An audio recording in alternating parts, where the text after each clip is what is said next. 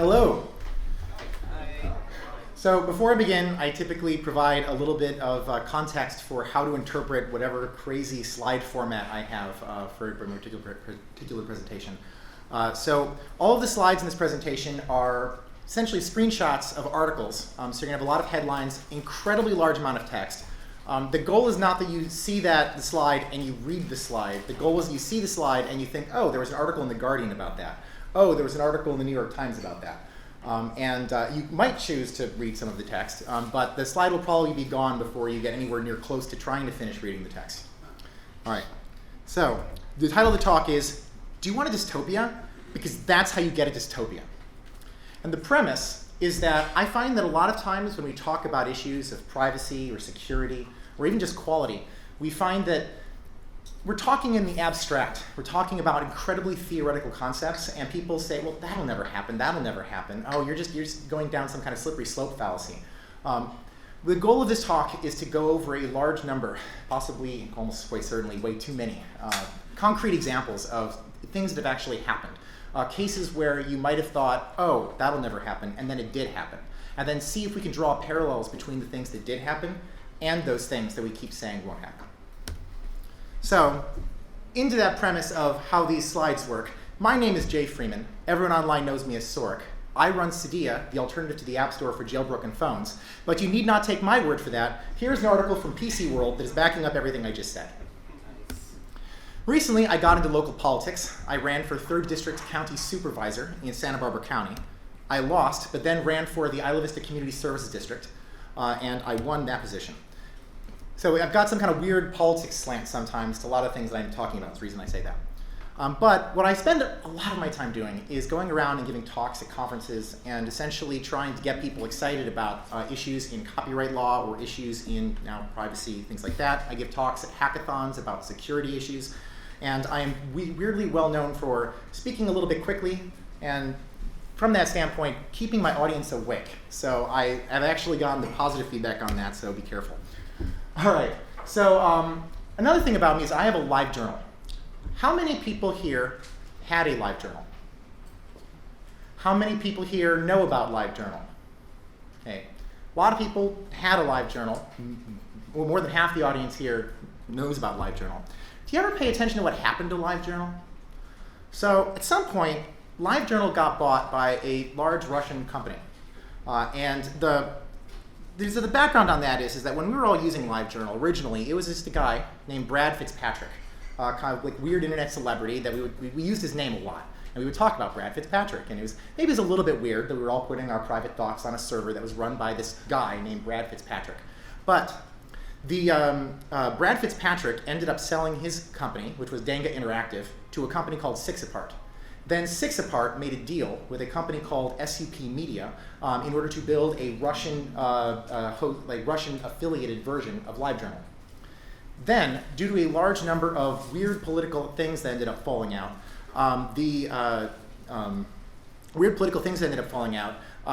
SUP Media ended up purchasing all of LiveJournal, which then led to a law that got put into place, which stated that if you had a blog with more than 3,000 followers, you had to register with the Russian government.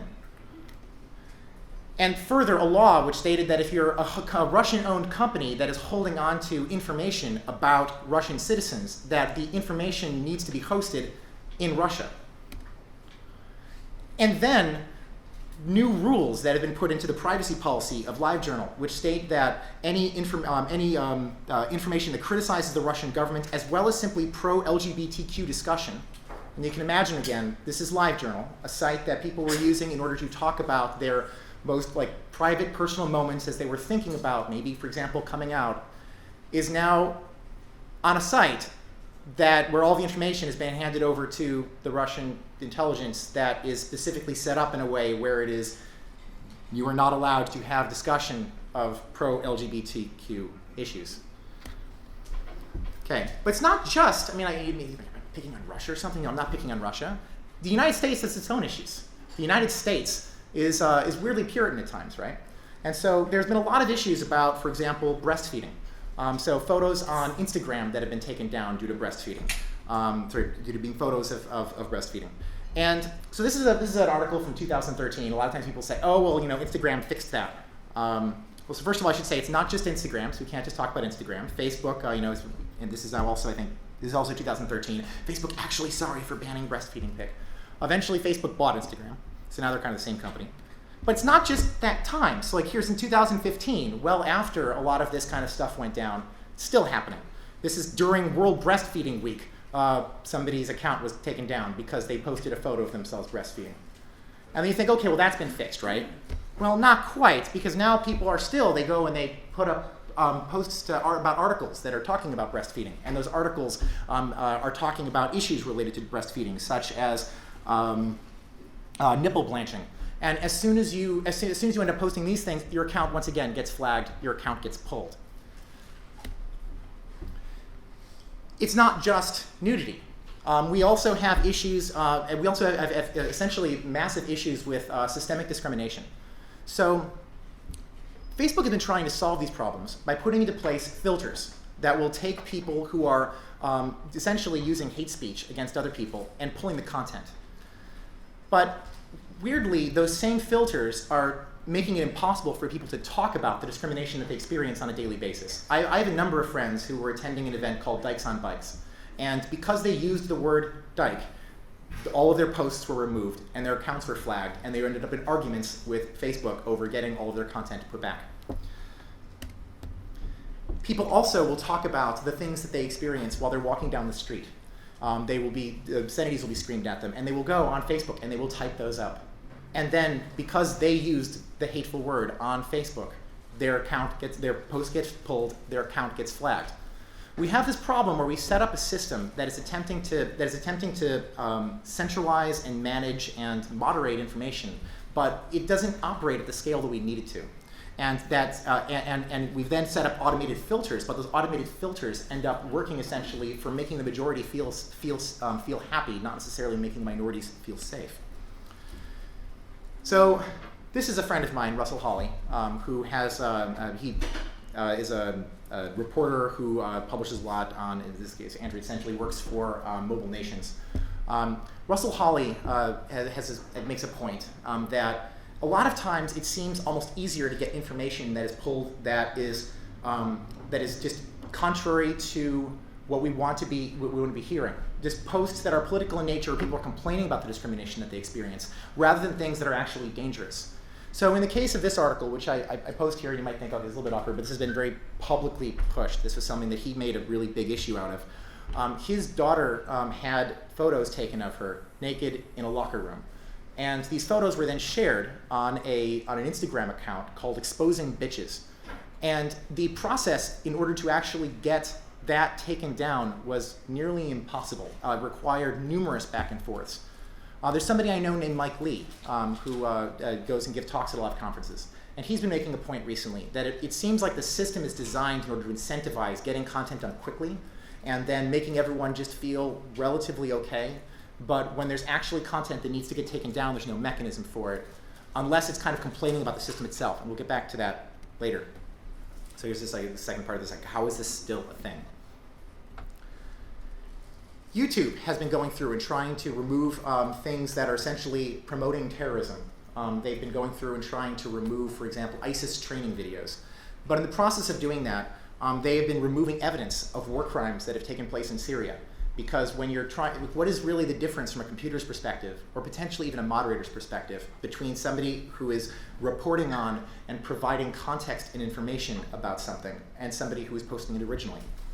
Also, almost all of the bolds in any of these articles are me providing notes to myself, including evidence used in the Chelsea Manning court case and videos documenting the destruction of ancient artifacts by Islamic State. So this isn't the only way you can build things. And you can also build things that are heavily decentralized. You can build things that are heavily federated. So Mastodon is an example of a federated social networking platform that is designed to be similar to Twitter.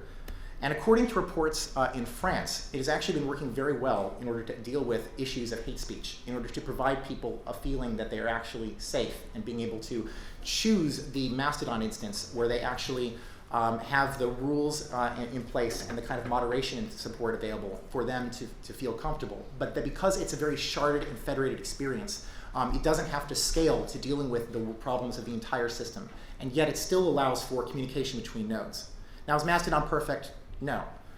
But this is just something to think about, is that when you're dealing with content and moderation, it might not be the case that you can actually send, providing a platform by which people feel entitled to communicate with everybody, everywhere, is going to provide a problem where you're going to need to build scalable moderation, which is essentially impossible. Even the largest companies on the internet with their most powerful machine learning are failing in this regard. So now we can look at some of the, maybe I almost want to say, some ways is the cause of a couple of these problems, and we'll see that in a little bit. So Apple's App Store launches, an article from 2008, launched with 552 applications in the store. I'm sure by now there are at least twice that many. But there's been a lot of applications, right, being added to the store. And a lot of these applications are a little weird. So one thing is fake retail applications. So there's a lot of companies that make, for example, make designer purses, make designer dresses. They oftentimes don't have their own retail experience. They are relying upon other retail stores or even just designer clothing boutiques in order to distribute their wares. If you were to go and you were to try to find their website, they might not have a website. They certainly wouldn't have a purchasing experience on the internet. They aren't going to have an iPhone application. People are taking advantage of that by making iPhone applications, putting them in the name of that manufacturer, and then putting them on the App Store in order to get people to go to that app in order to purchase potentially, maybe just the real thing with a weird markup, or potentially just knockoffs. So Apple's been trying to figure out how to remove this. This has been an ongoing problem for them. So this is 2016 still. Apple's removing counterfeit shopping apps in the App Store. They are still working on figuring out how to deal with this counterfeit app problem. And the process that they're doing is they're going through and they're figuring out new ways of scrubbing everything. One of their latest policies that they've added is apps created from a commercialized template or app generation service are banned. The idea here is that people will put, for example, on GitHub a template for how to build an application, and then maybe your club, your conference, your small government wants to make an application, and you use one of these templates, and you can just set it up, it's set up for white labeling, upload it to the App Store, and you're ready to go. This is something that's been being complained about recently by Jennifer Palka from Code for America. One of the things that she's been pointing out is that the entire premise that they've had, so Code for America is a group trying to make it so that small governments have better online experiences for their residents and for their citizens. And so one of the big things that they're making certain to do is to build all of these open source template applications that small governments can utilize and then store all of their data at the government's office.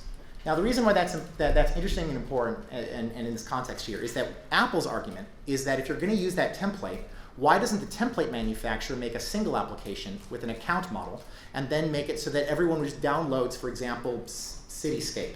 And when you download Cityscape, then you're going to simply have the user find the city of Goleta in the Cityscape application and then create an account and log in. Well, so first of all, now you're setting up a system where it is highly likely that data is going to get stored by Cityscape. It's not going to get stored by the city, which could be potentially a serious privacy violation if there is information that the user is trying to give to their government and is now essentially being stored by some random company. But another issue is that the application landing experience is now owned by Cityscape. If at any point in the future, even if there is some kind of great data migration story, the city would like to change to a different platform provider, they can't, without advertising to all of their users to download a new application and then potentially have some awkward process that even Cityscape might be fighting against to try to get the data out of Cityscape and into the other application. Whereas if you own the application identifier and you essentially own that app that is sitting on the user's device, you can simply push an update to the App Store and have everyone get automatically updated to the next version of the app. Now, there's some things that Apple does with their control that's awesome, right? I mean, by having, when you give somebody the ability to be in control of something and you have somebody to go to with your issues. So here is like anti-gay iPhone app pulled from App Store. Okay, I support that. I say, there's complexity that you're about to, the whole centralization issue, but I support the thought process there. Now, the process, however, of getting everything pulled, if you now go back to earlier in this talk and you ask Instagram, why is it that they have all these policies about pulling photos of people breastfeeding? They blame Apple. They say that Apple has a very strict policy against nudity. and that if Instagram allows any form of nudity at all in Instagram, that Apple will pull Instagram. And so now it's actually kind of weirdly, indirectly Apple's fault that weird things have been going on in the Instagram ecosystem. You also end up getting into weird political issues. So Apple in 2014, the timestamp here is interesting to note. In 2014, Apple removes weed dealing game from the App Store. Not a program that helps people deal marijuana, not a program that helps people do anything with marijuana, but a game that whose content topic happened to be about marijuana. And then it gets pulled from the App Store. So there was a massive amount of and which is kind of weird right now. In 2017, we have multiple states, and even here in the United States, that have now decided to either like decriminalize or just legalize marijuana. There was a massive pushback to this. Apple decides to put in marijuana, take out guns. Okay, so again, they're just sitting around and they're just playing whack-a-mole with politics here. But it's not just politics. Once you give somebody the ability to control things, they're going to start using it for their own purposes. So Apple also goes and they start pulling games about sweatshops. There's a commentary about Apple and the way that we're constructing their own products. If you don't think that that's specific enough, there was actually a game that was called Phone Story that was about the process of constructing smartphones and how horrible it was. And Apple pulled that game from the App Store because they have the ability to do so. Why not take advantage of that? This one seems really weird, right? It's in 2017. In 2014, Apple killed the last Bitcoin app. They'd been going through and removing all of the wallets. They'd been going through and removing all of the exchanges. They finally got the last Bitcoin app, as far as anyone understood, in 2014. Now in 2017, with the big crypto explosion, we're just looking at this like, that was kind of weird. But see, Apple also, from their centralized position, ends up being essentially guided by the government in order to decide what they should or should not be doing. And so if they're dealing with a situation that, well, wait a second, is Bitcoin something that is legal? Well, we're hearing weirdness going on. Maybe Apple needs to remove it. It's not just our government. Here is in the App Store in Brazil, there is an application. So actually, you've probably all heard of the app Secret. Secret was not okay in Brazil because Brazil is okay with free speech, but not anonymous free speech. And Secret was about anonymously posting something that was, a secret. And so Apple had to pull that application from Brazil. Recently, there was the big issue with Apple helping out Chinese censors by removing VPN apps from the store. So in China, right, there's the Great Firewall. And there are a lot of applications people utilize in order to route their internet traffic through the Great Firewall and be able to get access to the full internet. If in China there are a lot of websites that are blocked, including usually Facebook. I believe Wikipedia is still blocked. The Washington Post was blocked for a while. Now, why is this a problem? I just want to take it aside here because I got some feedback at some point that I should try to describe something like that. So China's government utilizes the censorship in order to essentially try to control what information is easily available for people to be talking about. Not necessarily information people fundamentally know, but information that they think is essentially in the zeitgeist and that is important. So one thing that's been going on now in the last couple of years is that when people are going and printing updates to books that they had published years ago that talk about in this particular example, the life of farm workers in early 20th century China. There's an issue that was occurring a while back, which was forced abortions. And they are asking that all of the people who are publishing just updates to books that are already out there to remove all of the sections that talk about issues of forced abortions that occurred in their new reprints. Now, okay, is that particularly important or anything? Well, I will argue yes. So in 2012, there was a big, essentially political uprising in China with relation to the one-child policy and what at the time was a serious issue with forced abortions that started to become public because of people posting information about the issue on blogs in China. Other people started reading it, celebrities started getting involved, politicians started getting involved, and the rumblings ended up turning into change. And the one-child policy and people kind of blamed this process, was eventually removed. And supposedly the forced abortions have also are no longer happening.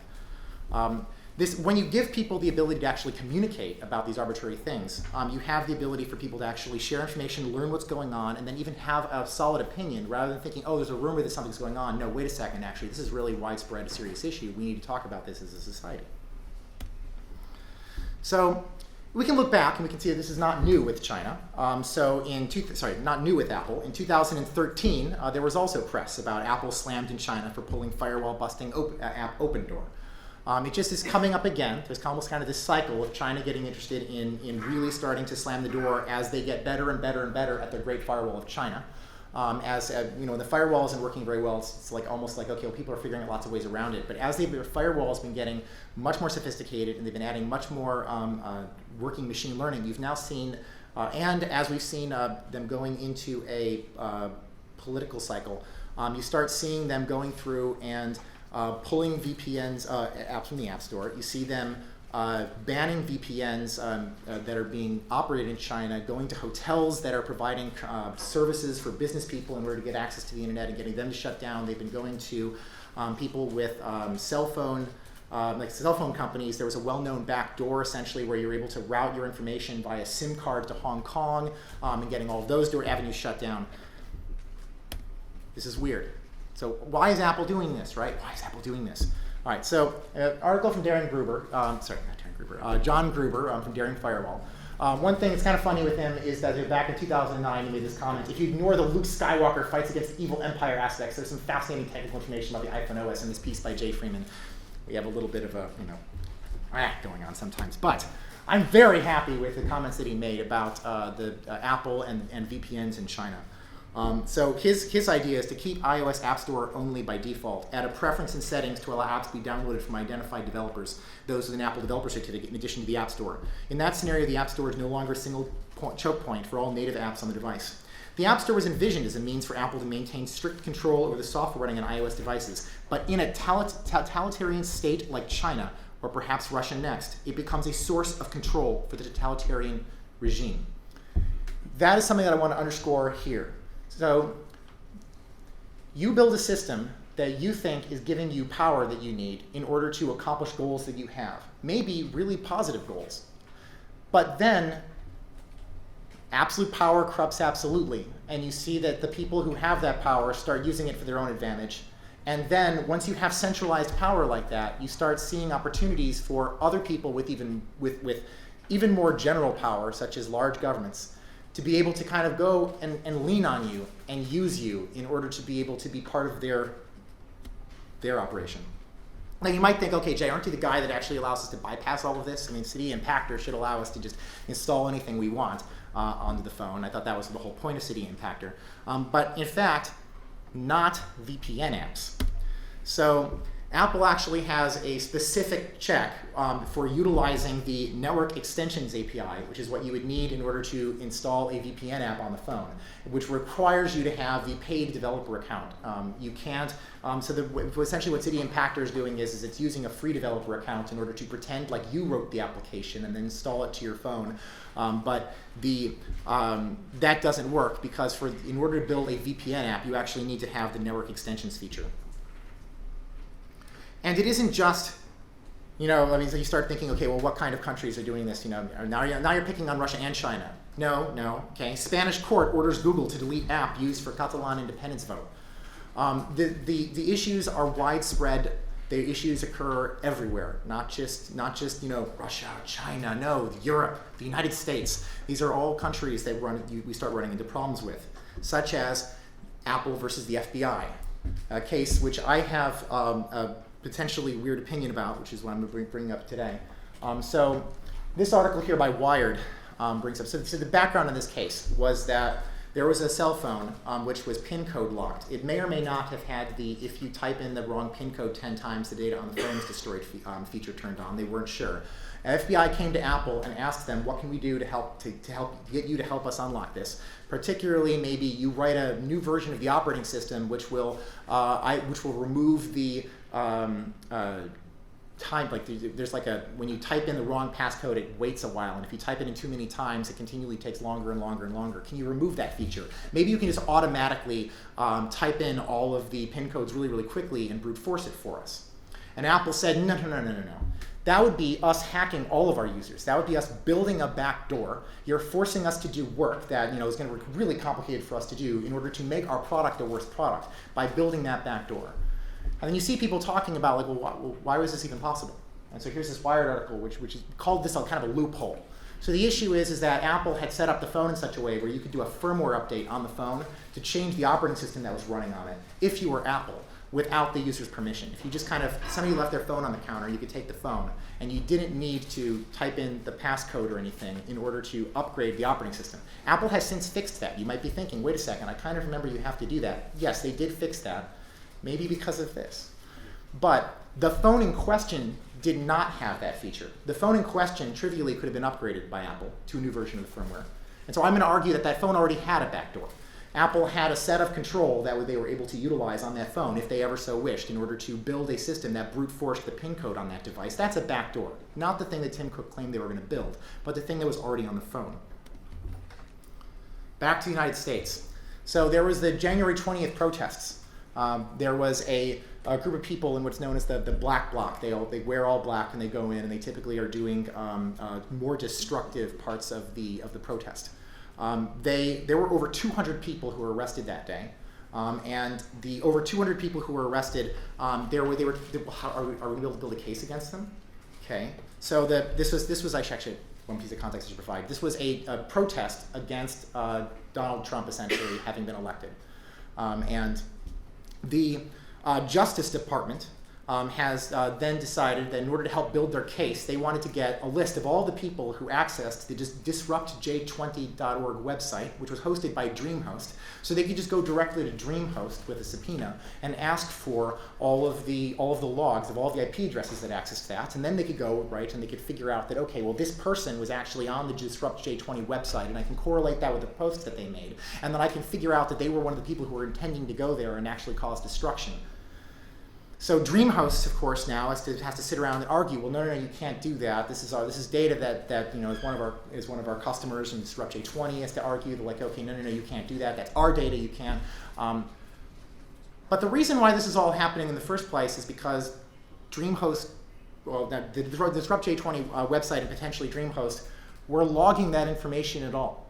If you log information and have it, you are then in a position where the Justice Department or the local court can come and start requesting it. Now, we all use something. We all use, for example, something. Right? I am so guilty of just Google Analyticsing everything. Cydia had Google Analytics on everything, like everything. And Google Analytics is interesting because Google Analytics ties into an entire data analysis system that is over on Google's end, that they finally started actually providing access to users to be able to visualize. And you can go into web and app activity, and you can start seeing that they're tracking if you're using Chrome in order to access a website and you're logged in, that information might actually be sitting in web and app activity. If you have searched anything online using Google, or you've clicked on websites that just use Google AdWords or potentially Google Analytics, you actually are just ending up with all the information logged into web and app activity.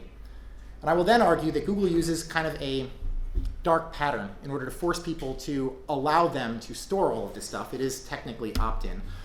So if I open up my phone and I go to Apple Maps shows me the history of the last 20 searches I made. It's great. I can just quickly go and go back to the same place that I was just at. If I had to temporarily close out of driving directions and search for something else to check for the hours that they're open, and then go back to the driving directions, it's really easy. When you open up Google Maps and you go and you click on the search button, it tells you for faster results about places you care about, turn on web and app activity.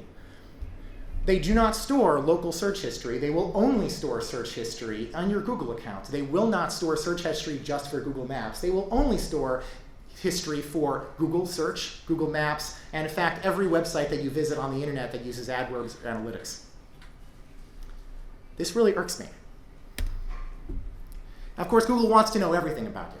And so Google has gone and they've been working on deals in order to make it so that they can know when you just go to a store and you buy something with a credit card, they want to actually keep that track of that. This is part of something that they launched earlier this year called Google Attribution, which they will not tell anyone how it works. Still, some critics are alarmed, especially since Google declined to explain how its tracking system works. What really fascinating to me is that the companies become increasingly intrusive in terms of their data collection. They also become more secretive. Mark Rottenberg, the executive director of the Electronic Privacy Information Center, told the Washington Post. Now, Google's generally kind of nice about this. They store a lot of data, and you always keep hearing about how they're fighting to make certain that our privacy is safe. They're fighting to keep our privacy safe because they stored all of our data in a location that then made it unsafe, and now they have to fight in order to keep it safe at that location. So this is back in 2006. Google resists U.S. subpoena of search data. They pretty much won this one. Court orders YouTube to give Viacom video logs. So this is from 2010. Google mostly, I'm going to argue, lost this one. So the court ordered Google to give, it was 12 terabytes of logs of every view of every video on YouTube to Viacom, so that Viacom could go through and make the case that they wanted to make. And the court was like, yeah, that's totally fair. That won't cause any problems. Viacom ended up agreeing. The Electronic Frontier Foundation, I think, is a really, really big key on this. Ended up agreeing to get a limited amount of that data that's been anonymized. And so the anonymization is going to remove all of the YouTube user IDs, and I think they also agreed to not have the IP addresses, but I think it was still like a count on like which videos, the timestamps, and as far as like per account, even though the account didn't have the name associated with it, right? Anonymization doesn't work. So we've seen this like when Netflix released all of the Netflix data. Somebody went through and was like, I'm going to figure out, based on other online sources of people who reviewed movies on other websites, I'm going to figure out who you are in this Netflix dump. This is something that we've also seen happen. And so here was his hospital records information that was released. And so somebody actually went through and was like, okay, I'm really upset that the governor agreed to this, signed off on this bill. I'm going to find the governor's health information, and they succeeded in the giant anonymized pile of data. Anonymization doesn't work because there's so many other data sources you can correlate against. There's so much information that's just inherent in, if you know if you were to just see a history of all the videos that I've watched, and you were to then see when I, for example, upload a video, maybe I'm the first person to watch that video. Okay, well, if you see that a few times, now you pretty much have figured out which account is mine, right? It's really hard to do that, and people keep thinking they can. So here, cops demand Google, this is a new one from this year, cops demand Google data on anyone who searched a person's name across a whole city. I think this one's still outstanding. But you see, these are just battles that have to keep coming up over and over and over again because Google has all of our data. So Google has to fight to protect all of our data. Microsoft won a case that said that the emails that they were hosting in one location didn't have to be given to the FBI because it was outside of jurisdiction. Google then is now in issues with that. It's not clear whether or not that's actually going to work out okay. But you can see this starts turning into like, okay, now governments also get involved in this, like large, like the federal government. So Google just keeps getting more data. I know. I just find this I just keep adding these examples because for going deeper and deeper down the rabbit hole here. So now Google and I mean Amazon also, they're these smart assistants. Like I go into my friend's house and the current joke about how we used to many decades ago talk about how one day the government will have a wiretap in all of our homes, and now we just kind of look over and say, hey, wiretap, how much cheese do I need in this omelet? So Google admits its new smart speaker was eavesdropping on users. There was an issue where the touchpad on the device was kind of flaky, and it would just switch on recording and then keep taking your conversations and uploading them to Google. Now, if that's not bad enough for you, so there was a toy manufacturer who made these little dolls where the kids could talk to. And how did they implement it? Well, they used Nuance, the exact same speech recognition system that is used by Apple and Siri. And so then you would talk to the little doll, and the doll would send the data off to Nuance, which would then be storing all this voice information that they were using to improve their service. This was creepy. This was weird. This is something that I was kind of involved in. Google Glass, right? So Google wants to get you to put this device on your head that is a camera that's pointing everywhere you're going constantly. Okay, what's a camera pointing at constantly? It's pointing at everything. I mean, if you walk up to a door and you type in a PIN code, okay, well, it saw you type in the PIN code. So now if somebody had managed to hack into your Google Glass, they now could watch you type in that PIN code. If somebody's hacked into your Google Glass and you have a physical key that you put in the door, you actually now have a photo of the key. You can replicate the key. You can get into the door. It's not even about just electronic locks and PIN codes. You also just kind of hacked into my thought process. If I notice somebody walking past that I recognize, I'm more likely to stop and kind of double take and look at them. If you have the video information of where my head is pointing, and particularly I know people even wanted little eyeball trackers so that you could look at things in your Google Glass. Well, once you have all that information, if somebody manages to hack into that device, you're kind of inside that person's brain, thinking that person's thoughts. And it actually launched with a bug that had been known for 8 months. That was trivially exploitable. If I just said, hey, can I see your Google Glass for a second? And I had a little cable slipped up my sleeve. I could actually tuck your glass down on that cable and then wait just like a couple seconds, then put it on, and while you think I'm demoing something else, quickly change one setting and then tap it back down on that cable on my wrist and get in, and I've got permanent access to your glass and everything that's going on that you're seeing. We as developers now, logging, Google Analytics, it gets so much worse. People are now dropping in applications like libraries like AppC, which log everything that the user does in the application and then constructs heat maps for people, for developers to see where in the applications, but also to actually see individual user playthroughs, because you're going to want to be able to see, if somebody is tripped up here, where did they end up going in the interface? It sees all of the swipes, all of the things that the user's typing, even the things, of course, that they're not submitting. This is something that people were like freaked out that Facebook was sort of doing. Facebook wasn't really doing it, but no, actually now developers are just dropping this library in and people are doing it. Facebook has just gone to the point where they just started asking you for the most sensitive data. This is almost a parody of itself at this point. This is a story told in 3 headlines. To fight revenge porn, Facebook is asking to see your nudes. So the issue here is that somebody will take a nude photograph of themselves, they'll hand it to somebody else, and then that person will maybe out of spite or out of just whatever horrible thought process is going in their mind, will just share that nude photo with somebody else. And so you're like, okay, I want to stop it. I want to make it so that Facebook won't help people share that photo. So you can't post it on Facebook, you can't send it via Messenger. So in Australia now, you can go and you can register the photo with some little government sort of entity in Australia. And then you can go and you can send a copy of it yourself on Facebook Messenger, which then now Facebook has a copy of it, and then you can flag it. As the first thought people had is, okay, well, the way the feature works is it takes a hash, and it just makes it so that people cannot share the hash of that photo again. Okay, that's sort of fine. But wait, why does the hash maybe should be taken on the phone? Why is it after I send it to myself via Facebook Messenger? Well, actually, it's because there's a team of people who are supposed to actually look at the photo and verify that it's a photo. But don't worry, you see, it's a real humans who review the nudes you send Facebook as part of its anti-revenge porn program. Facebook is testing a new feature in Australia to combat revenge porn on the platform. This is how it works. Now, they're blurring it out.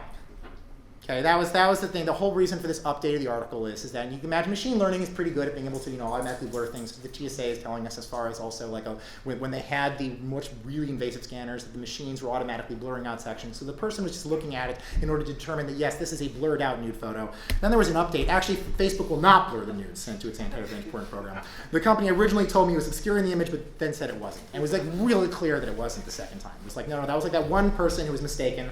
They told you that wouldn't know, but you can see the online thing we described here, all the other reporters we talked to, and please file a correction. We're looking at them. Okay, so the Snowden actually had told us that the NSA had a program where they were looking through all sorts of data that people were publishing in all sorts of different ways, and they were just not Snowden. Snowden was saying people were just sharing the photos. That you got your person in that room, right? Oftentimes the TSA describes it that they don't even put security cameras in the rooms that people review the security scanner footage on, because that way there would be footage of the information that's on the monitors. And so now you're just in this unmonitored room. And now, there's so many analog gap ways of getting the photo if it's on the device, or just taking the data from the computer in various ways. And so, can we really trust that they're not sharing the data? Facebook? Okay, let's say we trust Facebook. Facebook doesn't have the greatest security history on this sort of thing. There was an application called PhotoSync. They took all the photos you took on your phone and automatically uploaded them to a very private album on Facebook. Very, very private, except for every other third-party application that had photo access. There was a mistake in the check, and then you were able to just go and just dump all of the information and see all of the photos. Please do not take information you don't need in order to try to solve problems of any form, because you essentially are just centralizing all the information that everyone is trying to get. And again, it's once you put the data there and everyone knows that it's there, now it is much more dangerous than. So, who here's heard of Prisma? So Prisma was the #1 app in the App Store for a while. Prisma is an application that allows you to upload a photo and then do a neural style transfer in order to make this photograph look like it was a painting by Van Gogh. So there were some privacy concerns related to this. This is, and actually it should be pointed out, this is a Russian news source. This isn't somebody picking on Russia. This is actually a Russian news source that for the only English version I could come up with for the headline was their Twitter account. They posted about it for whatever reason in English. But the, I'm sorry, I just said Russian. No, it's German. Okay, I guess they are picking on Russia. I'm sorry. But the issue with this application was that the way that it worked is it took the photo and it uploaded it to a server. And when it uploaded it to a server, then it did the modification there. Okay, well, that's okay. I mean, I upload all sorts of things to servers all the time. Well, you didn't know you were. The Prisma application, the user interface was set up in a way where you set a little progress bar as if it was just working on it, and then if it succeeded, it was really fast too because it was low resolution. It just worked. It was only if it failed did you get an error message that made it sound like there was a server. Okay, why is that a problem? All right, so I'm going to switch to a very similar application called Dreamscope app, which is made by Google. It was a website, more particularly initially, but I think there's an app version of it, that you could upload the same thing. You could upload a photograph and ask for a neural style transfer sort of deal. What do people do when you give them an image obfuscation tool?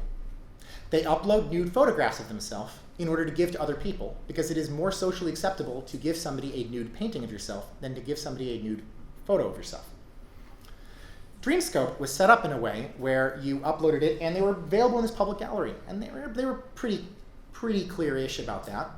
But what they weren't clear about is that there was a little hidden button that if you clicked a couple layers deep while you were logged in, you could download the original version of the photo. People noticed this. This is a website where there's a forum where people talk about amateur porn. Images submitted to online service. This is like, okay, a bit of an odd one. Bear with me. Dreamscope explains the background. After playing around with the site and browsing the gallery, I started to notice that people were posting quite risque photos. Like, hold on, I thought. People are uploading naked pictures of their girlfriends, themselves. I don't think they realized that anyone could pull the original unobscured image, the click of the button. Here are some images, and it's an entire thread full of people who just sit around in that website and try to find people who are posting photos and like watch their accounts to make certain that even if somebody knows that it does that, they'll upload it and then quickly delete it. Well, no, these people are just watching and making certain they download every single one that gets uploaded. Prisma did not need to be built in a way where you uploaded the photo to the service. They could have done all that work on the phone. Okay? And months later, they fixed it so it works on the phone. This is like this over and over and over again. Essentially, it's just, please, if you're going to build something, figure out how to build it so that it works offline on the device. Figure out how to make it so that you don't have to send all of the information in an unobscured format to a third party, and make certain that if you're going to distribute it, that it's not centralized in a place where everyone can find it. Figure out a way to make it secure. Army grounds its DJI drones over security concerns. These are like the Phantom 3 drones. Apparently, these drones people were like, wait a second, I think it's sending data back to the DJI as a Chinese company. So as the army, we shouldn't be using these devices. Some reports have also indicated DJI can gather location, audio, and even visual data from user flights. Study that was done to see if this was actually the case. So supposedly not, but the drone was being controlled with a third-party remote and independent ground station. Well, of course, then it's not going to be doing it. I mean, it's not like the drone, here above California is going to be sending information back to China. But the person who did the study said he did say, however, that when he ran similar tests on his personal unit, a Phantom 3 Professional, during his spare time, his software found the unit was sending encrypted data back to DJI and the server whose location he could not determine. People ask DJI, of course DJI is like, well, clearly if the Chinese government comes to us and asks us for any of that data, we're going to give it to them. I mean, what do you think this is? I mean, we're a Chinese company, we're subject to Chinese law, like it's, okay. So DJI has now gone ahead and added a fully offline mode of operation to their application that they should have had in the beginning before the scandal came out. You're going to have a scandal if you do this. Don't do it in the first place. Some friends of mine, a group called Exploiteers, managed to figure out a remote hack into the Samsung Smart Cam. They managed to figure this out. Samsung fixed all but one of the bugs that they disclosed, so they did it again. I keep coming and give these talks. I keep asking people, have anyone's heard of a smart refrigerator that has temperature control in the software? Somebody finally was like, yes, I have heard of one. The Samsung RF28 HMEL BSR AA refrigerator with Wi-Fi enabled LCD. I'm just waiting for somebody to come up with a bug that, come up with an exploit where in the middle of the night, my refrigerator keeps getting a little bit warmer and my food spoils a little bit sooner such that I keep getting sick. And you might think, okay, well, is there any reason to believe this refrigerator is insecure? Well, actually, Samsung Smart Fridge can be used to steal your Gmail login.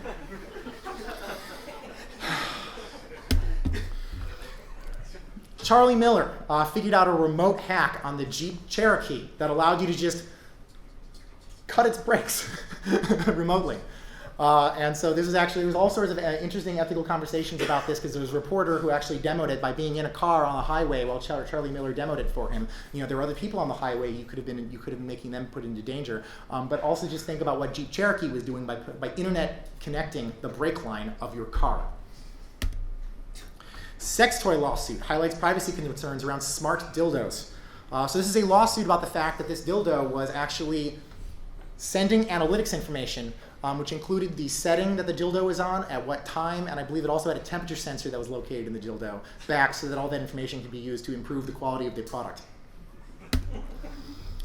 But of course, now we just started Bluetooth enabling them, and so people have been doing this thing called screw driving, where you just drive around and see if you can pick up anybody's Bluetooth enabled sex toys and then start manipulating them. Back to kids. So there's these smart watches you can give your kids so that they can go and they can and one of the features of it is that you can track their location around the park or whatever. But it turns out it's actually just very promiscuous in its Bluetooth. It doesn't require any pin codes to be pairing, and it was very easy to just start tracking kids. People like privacy, okay? Maybe it seems like people sometimes are just like, no one cares about privacy. People actually like privacy. They just assume that they have privacy. They don't. I think people just, particularly if you tell them that they have privacy, they use your service. So there's an article from Wired, Privacy Isn't Dead, it's more popular than ever, and they're talking about how many people have flocked to WhatsApp and Snapchat due to claims about privacy. Claims, of course, I'm sure I'm talking to a very highly technical audience who's going to be like, well, are these really as private as they claim? That we're going to get into that. So I was actually asked recently by a group called Cause, which does farm workers' rights in Santa Barbara County, in order to help them build an application that would let them distribute information to people who were concerned about immigration raids that were occurring in Santa Barbara. Now, one of the big issues with something like this is you need to make certain that there isn't just now a giant database of all of the people who are receiving all of this that the immigration people can go and immediately just check, because maybe it's much higher probability that somebody who is an undocumented immigrant is signed up to the service and receiving these text messages. And so the people like Cause and myself, both, our immediate thought process was, okay, well, we really shouldn't use text messages for this. How are we going to go about this? And we thought about it. Why shouldn't we use text messages for numerous reasons, but also it's just that they're very generally insecure. NSA collects millions of text messages daily in untargeted global sweep. Okay, there are all sorts of opportunities. I have this vague memory of used to be a long time ago. You could just, as a marketing company, go and ask for anonymized text messages in order to get a better understanding of market segments from Verizon. But we thought about using third-party messaging services, right? Third-party messaging services typically are also centralized, and they often, and depending on, they can end up being made tools of the system.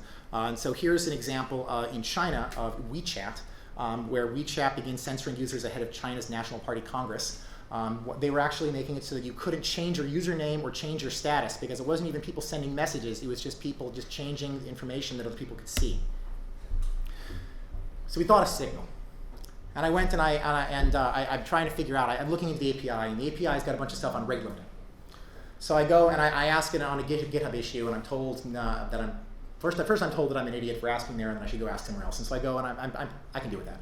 So I go and I ask on a forum, I ask on Reddit, and I figure out what mailing list I would have to go ask. And I do succeed on one of these in getting back a response. So my question essentially is will there be an issue if I am sending information to a large number of people from centralized points, because there might be thousands of people who are on this text message list? And the response I get back is no, there will not be an issue. Great so far. Hey Sork, as far as I can tell, the relevant rate limits for sending messages and fetching pre-keys don't appear to be per account, but are per account and destination, so I think we should be good. See here for message sending, linked me to a Git commit. So here is the Git commit. And so we've got here is, might be difficult for you to read, but it's rate limiters. You get the messages limiter, and then you validate it according to taking the source's phone number and the destination's name. The destination's name is the destination phone number. The source phone number is used as part of the account login in the API. Well, so think about that for a second. That means that whatever this component is that's running on the server has the source phone number and the destination phone number. And so now this component could simply be logging anything that it would want to. Now, we trust Moxie not to be logging it, but do we trust Moxie's server to not be in a position where somebody is accessing it and figuring out how to hack into it and add code that starts logging it? And by the way, when we say logging, in memory this is logging. The whole point of this component is that it needs to be able to look back in time and determine the rate at which you were utilizing these entries. And so it actually keeps in memory statistics on which phone numbers are sending messages to which other phone numbers. Now, if you don't believe, like, okay, this seems kind of theoretical, well, WhatsApp decided to use the same protocol as Signal, and WhatsApp has pointed out, don't worry, anti-spam still works. Wait, anti-spam still works with an end-to-end encrypted system? How are you looking at any of the messages? Well, if WhatsApp couldn't read the contents of the user's messages anymore, how would it detect and fight spam on the platform? Well, for instance, WhatsApp looks at how many messages a user is sending and will flag as spam if the user is sending an unusually high number of messages per minute, a common anti-spam strategy, because it knows who's sending messages. Does it have to? No. You can set it up in such a way where you essentially have a Dropbox for the messages that you would hand to the other party, and then the only thing that should be able to decrypt the messages is the application running on the phone. In the end, partly because we just we couldn't figure out how to actually get an answer to the question by the time that they really wanted to launch the service, they ended up going and finding a third-party system and launched it with text messages. It wasn't directly because of these failures. It's still, having end-to-end encrypted messages is better than a lot of what you might get from text messages. But you have to, there are interesting questions, I think, to ask there. Text messages are, for what it's worth, a federated protocol. So this is an issue that was on the issue tracker for a project called LibreSignal, like free signal, where Moxie Marlinspike has been responding, pointing out that he doesn't think that this project should exist. So what is LibreSignal? LibreSignal is an alternative to the normal Signal client that is designed to be under a different license and was designed to not have the Google Cloud messaging features tied into it so that Google knows everything you're doing. Instead, it was, okay. So there's one thing I totally agree with here, which is the idea that they shouldn't have called it LibreSignal. But by doing it like that, first of all, it's kind of a diss at Signal. Second of all, it kind of makes it sound like it might be part of Signal. They could have come with a different name for it. But I think it's interesting to look at the thought process here. I understand that federation and defined protocols that third parties can develop clients for are great and important ideas, but unfortunately they no longer have a place in the modern world, even less of a place for an organization the size of ours.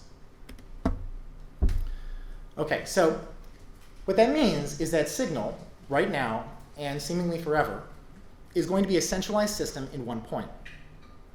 I mentioned earlier the idea that it actually has access to the metadata from the source and the destination. So now let's look at issues that have occurred and again draw more parallels. So China at some point, and this is as far as, so Google is very sure that it was the Chinese government. The United States government eventually came back and said, yeah, we also think it's the Chinese government. There was a massive hack of Google's internal systems that was not just Google, it was like 30-some companies, major internet companies in the United States. And the United States finally came out years after that and said, yeah, during that hack 3 years ago, yeah, there was a lot of very sensitive information that was stolen.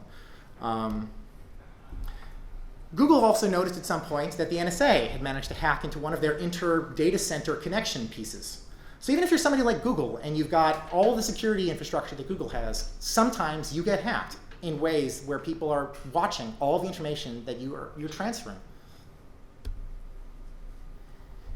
If you're small, you're not going to be sitting around with a giant security company and giant security infrastructure, and you're also not going to have the massive amount of infinite amount of money for lawyers. And so if you remember the story of LavaBit, which simply got leaned on by the United States government when they asked to have all of Snowden's email, and LavaBit was just like, specifically it was to install it was installation of device, like install actually custom, I think it was hardware with LavaBit servers in order to make it so that all of the encrypted emails were just transferred through. and LavaBit just shut down. If you build a system that has all the metadata go through your small company or small organization servers, you're going to run into a serious problem at some point. If nothing else, you're just going to occasionally have outages. So encrypted chat app signal goes down for some users. This happens, right? This sort of thing happens. So now you might ask, okay, well, are there any larger companies that we can trust? I mean, WhatsApp, I hear, uses that same protocol that Signal uses. Maybe WhatsApp would be a better choice because they've got a larger security team and they're less likely to go down. And WhatsApp is weird. So WhatsApp, at some point in their client, they just started blocking links to Telegram. No Telegram links. Why? Because they're competing with us. That sucks. I should be clear, this is after Facebook bought them. There was recently an exploit described by Robert Heaton. WhatsApp exploit can reveal how much you sleep and who you talk to. Now, so it was an exploit, it was like a code exploit. No, it was kind of like a concept issue that the system keeps track of when you were last logged in and also has like an online-offline status that even if you turn that off, the last logged in is still available. And if you just sit there and scrape that enough, you can essentially figure out when the user's phone is turned on in various, and it's not good. Right? I mean, you can also, if you sit there and do that enough, you're going to be able to figure out, well, this person and this person are online in the application open at the same time. Maybe they're talking to each other. Oh, here we go. This is anti-res from the guy who writes Redis, talking about, hey, this would be really easy based on online-offline status in a few weeks. I can be able to guess who is having conversations together. Well, so WhatsApp has that issue. Signal doesn't. Why doesn't Signal have that issue? Signal doesn't have that issue because Moxie is just like, no. Like, please add optional online-offline last seen status feature, and Moxie is just like, thanks, but not into it. That's cool. I mean, I think I would prefer if there were a little bit of an explanation to tell people you don't want this feature, but I'm glad that he's against it. The way that it currently stands, people end up getting kind of annoyed at him, and so I don't know if that's exactly fair. But now here's so Moxie's great, and Moxie doesn't want to store information, and Moxie sets up his servers that he doesn't. And maybe we need to be concerned about people hacking into Moxie servers, but whatever. Does anyone remember WhatsApp before Facebook bought them? WhatsApp was all about user privacy. That was like their shtick. And so here's this massive amount of text here. Better still, the co-founder Jan Koum seemed to have a very healthy aversion to the surveillance capitalism that underpins the vast revenues of Google, Facebook, and co., in which they extract users' personal data without paying for it and then refine and sell it to advertisers. In a blog post headed "Why We Don't Sell Ads," Koum quoted approvingly a memorable line. And then in February 2014, something strange happened. Facebook offered to buy the company for $19 billion with a B. Okay, that's a lot of money for one person's morals to have to stand up against. And for what it's worth, there's a lot of good that somebody good can do with $19 billion. But if you built a system that is fully centralized that somebody can buy for $19 billion and then start corrupting, well, you've kind of set up yourself for the problem that might eventually happen. Sci-Hub. People here heard of Sci-Hub? It's a website that people use in order to upload and mostly, I think, pirate actually, the scientific journal papers. It's become really popular recently because it's like, wait a second, scientific journal papers, why should those require such an expensive tax in order to be able to read? Well, first of all, it's a centralized system, and so the question is can it get shut down by court order? But next of all, it's a centralized system where there's one person running it who just decides that the Russian science community is being really, really annoying and decides to ban all of Russia from it. That's not fair. There are really smart scientists in Russia whose information we'd want to have access to on Sci-Hub. And so here's a great quote. Many people thought that the scientific battle for access was over because of Sci-Hub's prevalence. Daniel Himmelstein, a data scientist at the University of Pennsylvania who has studied Sci-Hub online influence, told Foreign Policy. But this episode in Russia shows that it's also a very fragile and centralized service. If you build a system that's centralized and you're relying on one person being awesome, eventually that one person might not be awesome. So I think it's really cool if you have the ability to make changes to other people's software, and that was something that we were doing a lot with Cydia, and that was something that I spent years eventually getting to the point where you could actually do that to Cydia itself, which was kind of in this weird position that it was running as root. It had more administrative access than a lot of other things on the system, and it didn't work. But once we fixed that, people started making modifications to Cydia, and I love it when people make modifications to Cydia. I love it when people are able to take the idea that they have and kind of stick it into Cydia, but still maintain access to like this federated ecosystem. But now we see things where it's like even on desktop computers, where we're starting to get more and more locked down functionality that's going to make it so that, oh, I downloaded some game or I downloaded some program, I downloaded an application and not going to be able to be modified because of TruePlay, which is apparently itself a massive privacy violation that is sending a lot of information about your usage of the application to Microsoft servers in order to determine and personally identifiable information about you on purpose in order to try to stop cheaters. Snapchat, of course, is always running into these issues with modified versions of the app because their entire premise is that they're going to be able to tell you if people have stolen your photos. Well, we know that doesn't work, right? That doesn't work. But everyone thinks it works. So here's a question in USA Today. My daughter is in college and she uses the Snapchat app on her phone to communicate with her friends. I don't quite understand the benefits compared to texting or email, but she tells me that every message disappears in seconds. The response, in this hyper-connected age, all parents have good reasons to worry about their teenage offspring. What makes it different is that photos self-destruct after a few seconds and are also deleted from Snapchat servers. Poof, gone. That's not true. Well, it particularly wasn't even in practice true. On iOS 7, there was Apple finally fixed the bug that made it so that when you took a screenshot, it canceled touch events. That's how Snapchat used to work. You held your finger on the screen, and as soon as the finger got lit up because somebody took a screenshot, it knew a screenshot had occurred. So Apple had to go and add a feature specifically for Snapchat to continue lying about its ability to keep people from seeing their photos. FTC finally got involved. Stop lying about people's photos disappearing. This hasn't really happened. This hasn't really fixed anything, right? iOS 11. Again, now you can turn on screen recording. So now there has to be a new update to Snapchat that tries to detect if you're using screen recording.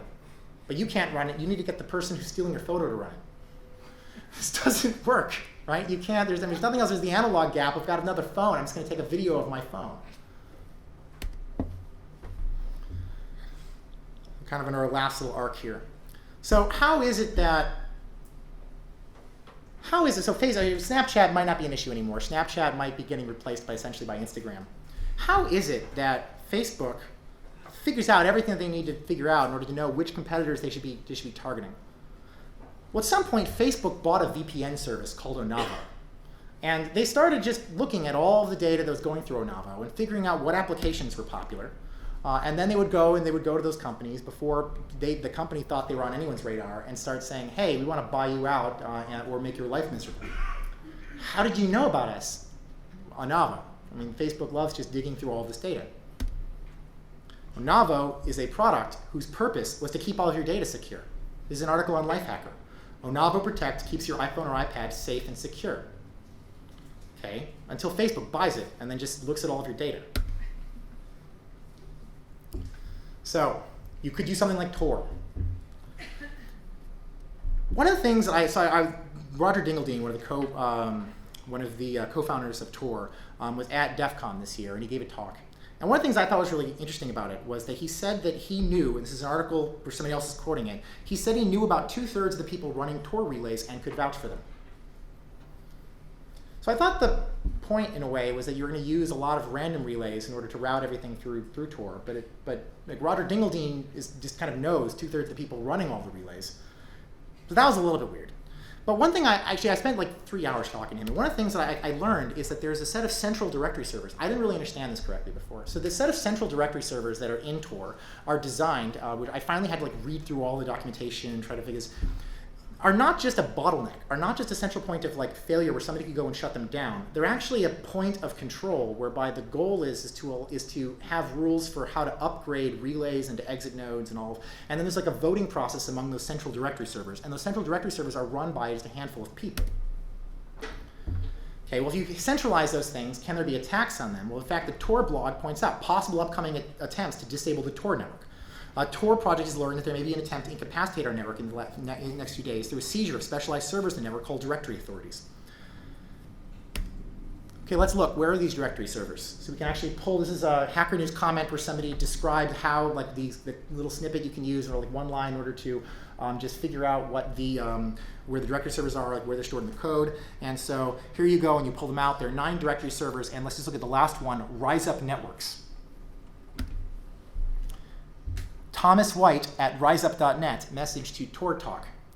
Dear all, many of you are by now are probably aware that I run a large exit node cluster for the Tor network and run a collection of mirrors, also ones available over hidden services.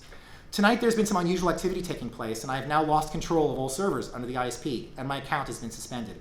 Having reviewed the last available information of the sensors, the chassis of the servers was opened and an unknown USB device was plugged in only 30 to 60 seconds before the connection was broken.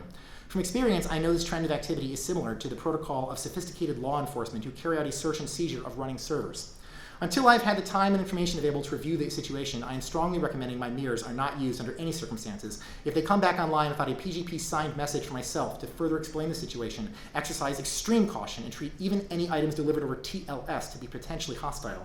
At this moment in time, I am under no gagging orders or influence from external parties/agencies. If no update is provided within 48 hours, you may draw your own conclusions. Regards, T. Centralized systems are scary. Because there's a place that people can go, really sophisticated people can go to hack them. There are people that people can go and that can be leaned on. There are people that can be sued and dragged into court, and large amounts of money will have to be used in defense. There are people who people who you might just have a large amount of money who you could hand to them in order to simply buy out their project. As a developer, I'm asking you that if you're logging information, only log the minimum information you need, preferably log nothing. If you are, for example, like the Tor project logs only the hour that somebody from a particular country or state accesses their website, they don't log the IP address, so they're never going to run into the DreamHost problem. If you are sending a message, doing a messaging infrastructure system, build one that is federated or decentralized, and that way you aren't going to become a centralized bottleneck that somebody can buy out at some point in the future. Because if you do those things, that's how you get a dystopia. Now, project I've been involved in recently, and you might think I was talking to start again. No, there's like one slide here. So a project that I've gotten involved in recently is a project called Orchid. There are 5 people who co-founded this project. I'm one of them. There are 3 more of them actually in the audience today: Brian Fox, Steve Bell, Gustav Simonson. And then there's another one who's not here today, Steve Waterhouse. And we're trying to build the infrastructure on which people are going to be able to build fully decentralized applications and essentially make it easy for people to not run into any of these traps. In the same way that if you were to be able to utilize something like AWS, or you to use something like Google Cloud, or you use App Engine, or on top of Amazon you were using Elastic Beanstalk, we're hoping that you'd be able to use a peer-to-peer, fully decentralized system in order to do that, where you can get access to bandwidth and computation. Now, where are we starting? We're starting by building the lowest level of that, which is to build a bandwidth and routing infrastructure system that you can build on top of that things like the ability to get past the Great Firewall of China, and the ability to defeat surveillance passive surveillance by internet service providers and by local governments, by large-scale governments.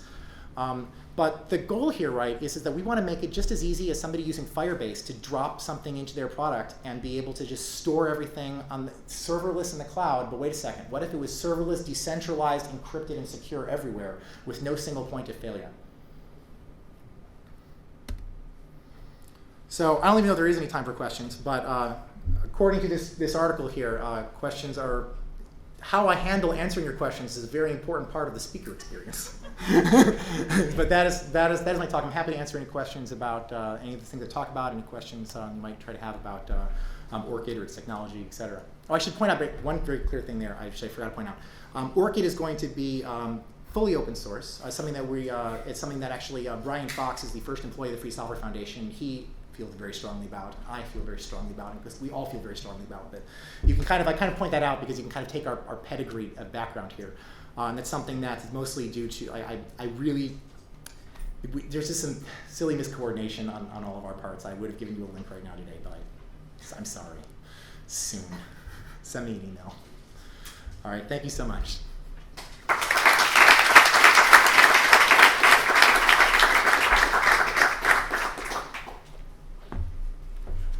Does anybody have, is this on? It takes a second to turn off. Awesome. Does anybody have questions? I will come to you with a mic so everybody can hear. So what's your opinion on the Apple and FBI?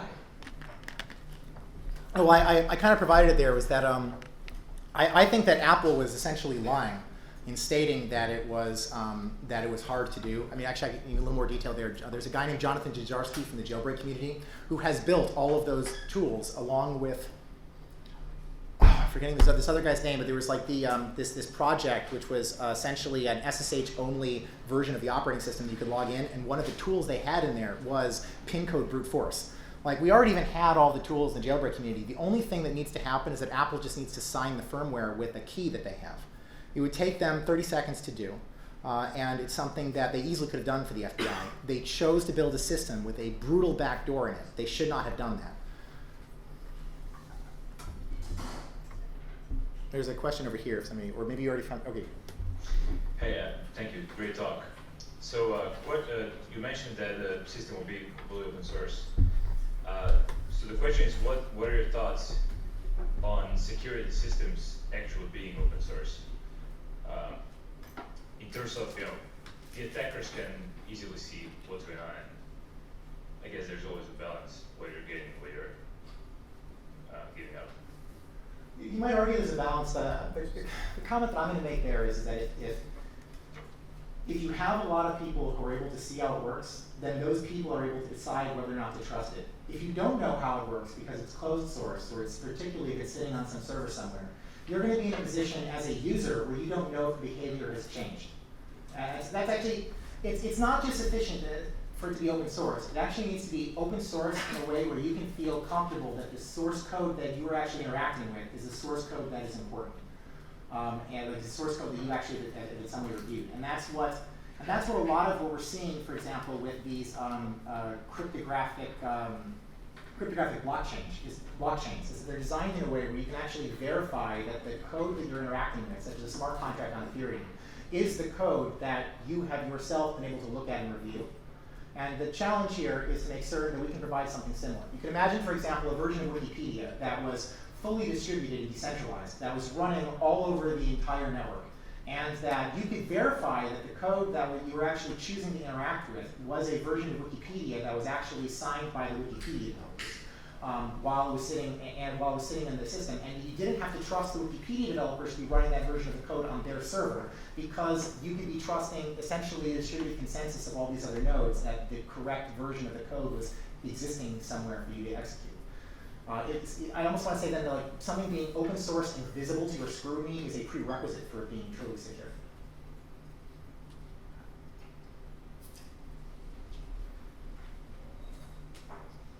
I hope I can ask this question correctly and or articulately, but a friend of mine was telling me that a very large computer company here was not able to send a security team to DEF CON because of security threats from potential state actors.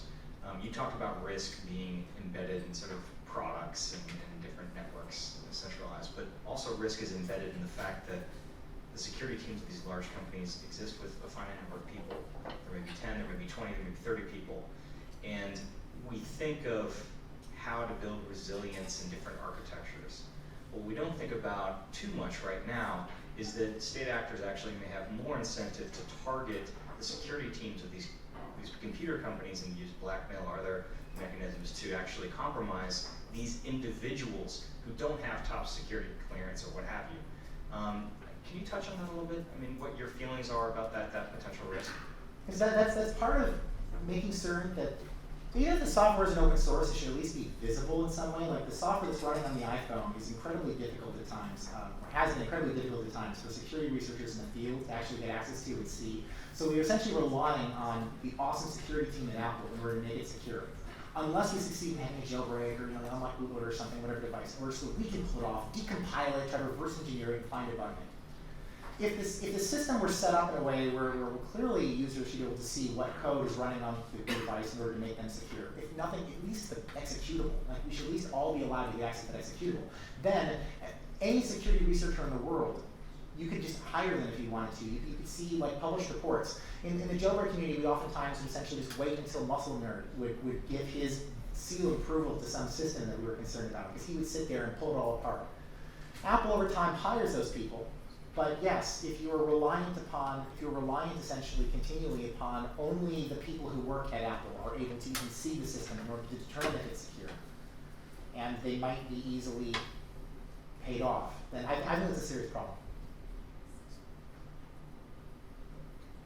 Hi, have you thought about filtering bad content, like terrorist propaganda, CP, anything like that? So with respect to, for example, something like Orchid. Orchid. Yeah. Yes. So one of the things that we also have noticed when you're looking at a lot of these systems is that people don't feel in control of their own computer resources when they provide them to the system. So an example, for example, you mentioned these things. Tor gets a bad rap sometimes for enabling these things. You then look at how many relays and exit nodes are enabled in Tor. You're only talking about 7,000. So then when people say, okay, well, are you going to use it for anything normal? You actually get pushback. People say like, oh, it would be really great if I could watch Netflix through Tor because then I'd be able to bypass the country level filter.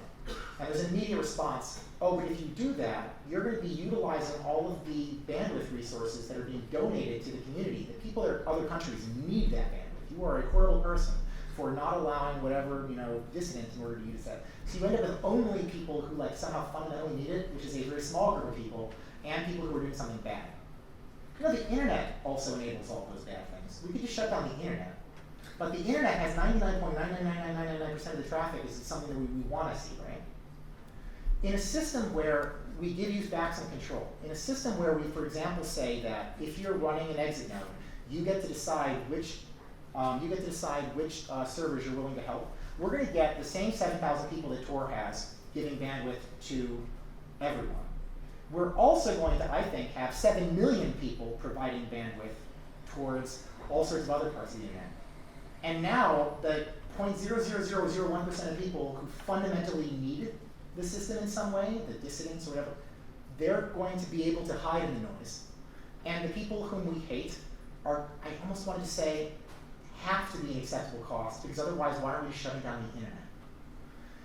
Another way of putting that is, I want you to build systems, not just like Signal on top of this. I want you to decide at your, I want people at a college hackathon, I want every single project there to be built on Orchid in the same way that right now half of them are built on Firebase. Rather than just handing over everyone's data to Google, I want them to distribute the data everywhere. I think that every application should be built on top of this. And once you get the entire internet on there, how is it different from the internet? Any other questions?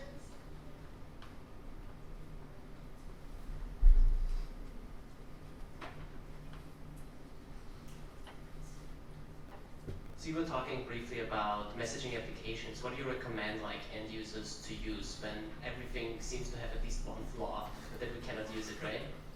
I am just so sad about messaging. Yeah, No, seriously, like it's just like a continual argument that I end up having with all the people that are in my life about like, well, I don't know if I morally can use that one, and I just well, that one there is pretty okay, but like I just have some, like I just can't support it, or this one's just fundamentally insecure. We had a fun one. We finally, like, okay, we all were at least sort of willing to use the SS7 text messaging protocol. It's at least it's a federated protocol.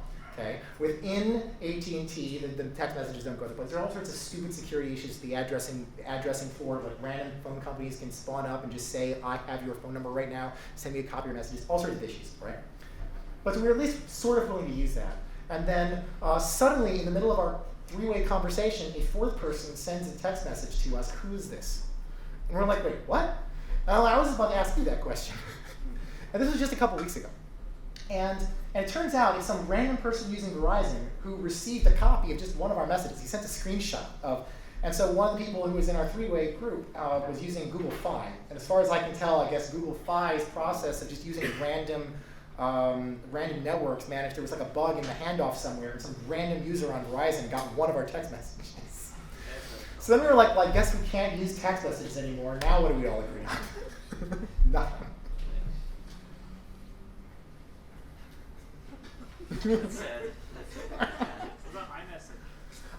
I like iMessage, actually. But iMessage is the problem that it is still a centralized system. And the analysis that was done by, I think it was Nikias and his security company from a while back, the analysis that they showed was that if you were on Apple's server at the time of the key exchange, you could essentially slip in a different key. which is, it's like a user interface trade-off in a way. Like Signal allows you to actually look at the key, and so I could ask you to can I see your phone for, let's compare phones. It's the same key. All right, we're good. Apple, I don't think would ever go to quite that extreme of showing like a giant, page of numbers. We've got to compare them. But it's still a centralized system, but it's got a really good security team behind it. But it's still potentially hackable if somebody gets in the same way that the NSA got into Google's system, if the NSA got into Apple's system and sat there. And so I can't fully sign off on it. And it's closed source, right? You don't know what's running on the server. Oh yeah, I don't know what's running the server. For all I know, they are purposely setting it up in a way in order to do that. But, at least I don't feel like Apple's incentivized to, and I feel like Apple has actually gone well out of its way in the past in order to try to do good things, and they have the resources to do good things, and they have the scale at which they can try to detect bad things, which is something that you can't say for the smaller groups. But again, it's still a centralized system that we know has a key exchange flaw, and that if you were sitting on the server at the time of key exchange, you would be able to essentially start receiving carbon copies of all the messages. And so it's broken.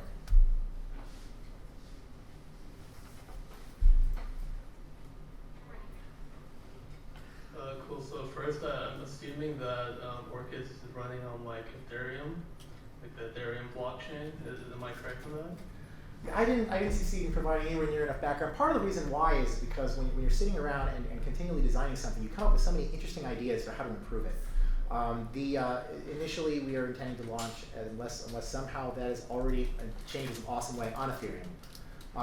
Ethereum is the problem. The problem when you just want to launch on Ethereum, though, is that you can detect usage of Ethereum, and that you can then shut down somebody's access to Ethereum, and then it can try to take out their ability to utilize anything related to Orchid.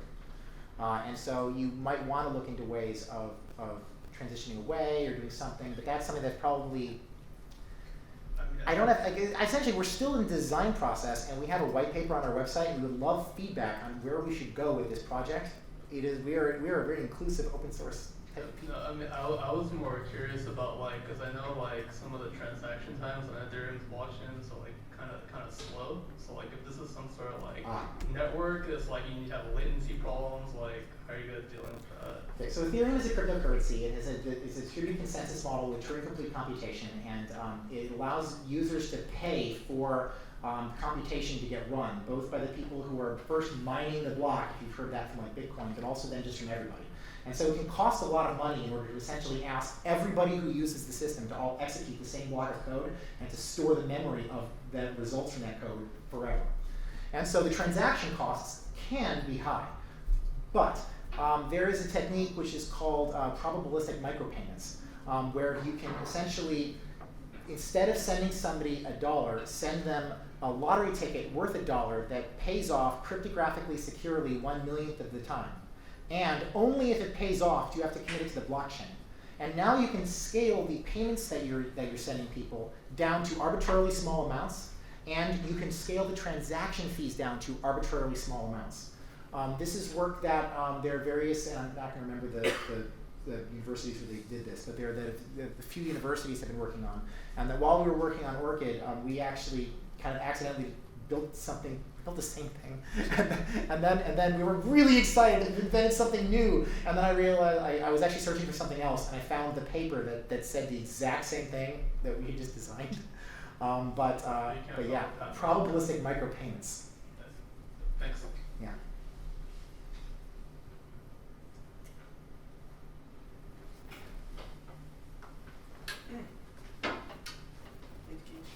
I was wondering if you have your views about data ownership, in the sense that right now pretty much we're in a world where whoever gets the data can use it, and I'm wondering if you have any ideas about that.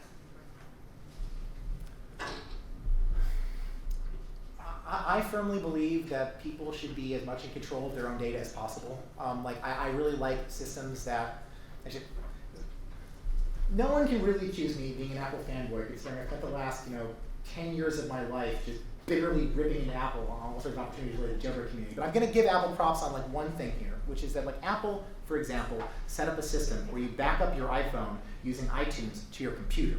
and then it backed up from iTunes, from your phone to your computer, encrypted. And then you could go back from your phone, from iTunes back to another phone. And you never had to give the app data to Apple, all right? Google, for a long time, just didn't have a good backup story.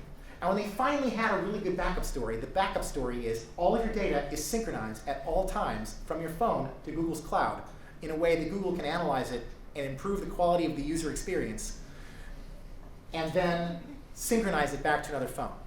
I don't think that you should really even be allowed to do that sort of thing unless you really fundamentally cannot build your product without doing it. There's this problem, right, which is that like if you have a system where you've got a small number of people who are all competing, and those small number of people who are all competing are trying to compete on functionality, and one of the things you can do to improve the functionality of your product is to get everybody to give you all their private data, and then run a bunch of algorithms in order to analyze all of it.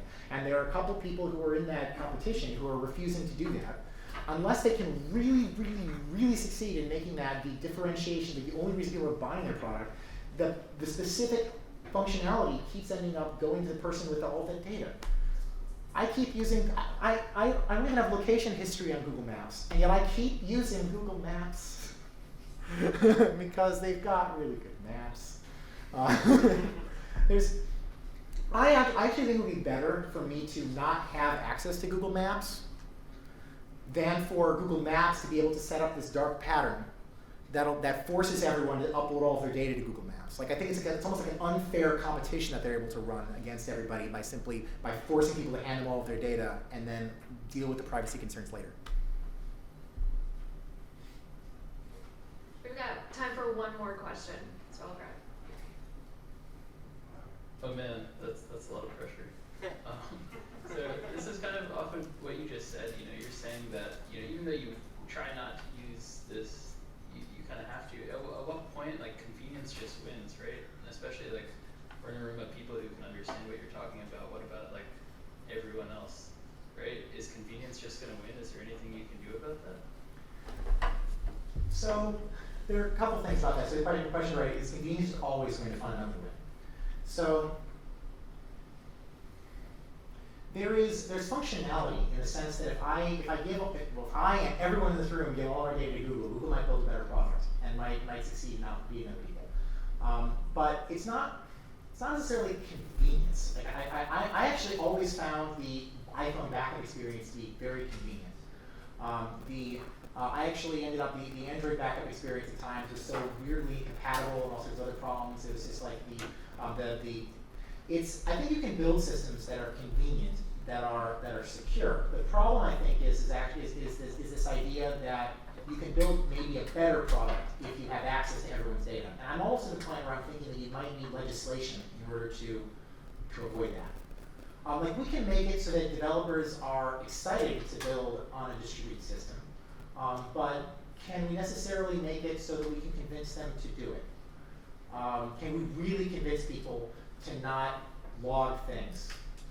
I'm getting irked somebody in this room. I mean, we've been having arguments about how much our website currently logs, and it's been an argument for Orchid about the logging, and making certain that maybe we shouldn't be logging as much, maybe we should, and the argument that you can make the world a better place if you know how people are using the website and where people are coming from. But wait a second, but are we becoming part of the problem?